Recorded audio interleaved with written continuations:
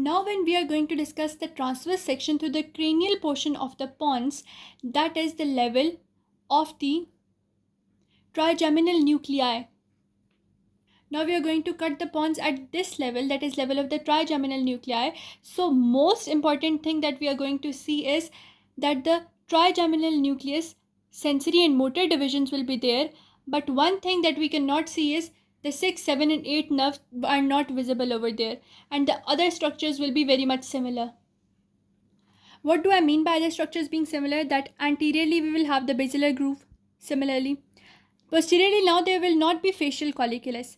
Rather, the median sulcus will be seen only. Then, because there is the 6, 7 and 8 nerve are originating in the lower portion now. Then we will have the fourth ventricle posteriorly. Now, posteriorly we also have the cerebellum. But how the cerebellum is connected to the fourth ventricle? By the name which is known as the superior medullary velum.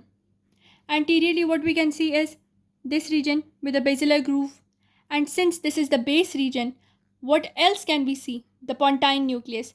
What else can we see? The transverse fibers. What else? The corticospinal and the corticonuclear fibers both are there. Similarly, just behind that we had the medial lemniscus is over there. Then we had the trapezoid body. Then the medial longitudinal fasciculus is over there. Reticular formation will be in between.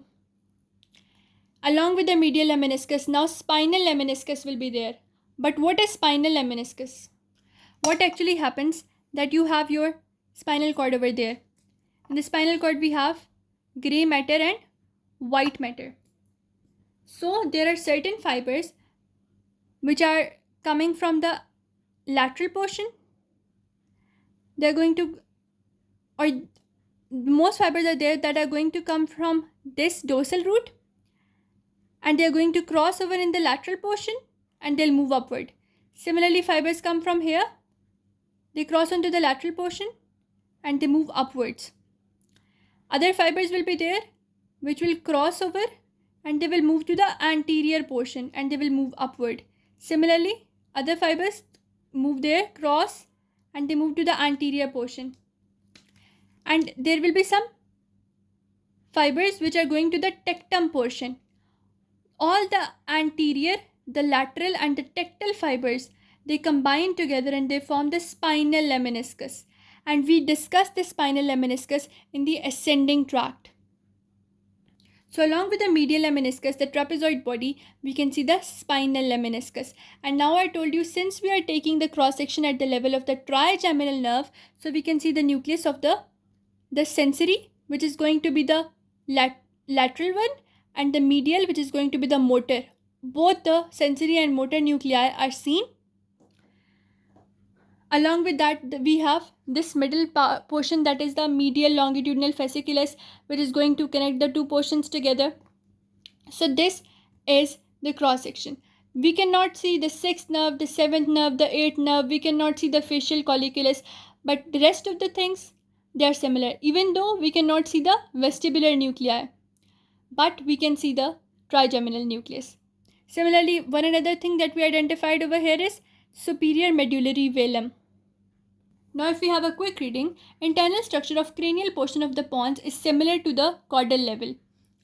The motor nucleus of the trigeminal nerve is situated beneath the lateral part of the fourth ventricle with the reticular formation. And you can see the emerging motor fibers travel anteriorly. You see these motor fibers, they travel anteriorly. And these motor fibers exit on anterior surface of the pons. You know, because the anterior surface has the basilar groove. Even if you go to this radiograph, you can see that this is the anterior portion with the basilar groove. Here are the pontine nuclei with the transverse fibers. Here are the corticospinal and corticonuclear tracts. Posteriorly, we had the median sulcus. Then we had the medial longitudinal fasciculus. Then the cerebellum was posteriorly, and we find a new location, that was the superior medullary velum, connecting the posterior portion of the pons to the cerebellum. Then on both sides, the superior cerebellar peduncle, then the middle cerebellar peduncle. Now why cannot we see the inferior cerebellar peduncle? Because the inferior one was at the lower level. Now we can see medial lemniscus, and the fibers which are crossing over here in between, they are the trapezoid body. Then there will be motor nucleus as well as the sensory nucleus. Motor one is medial, sensory is lateral. Both of the nucleus are going to be there.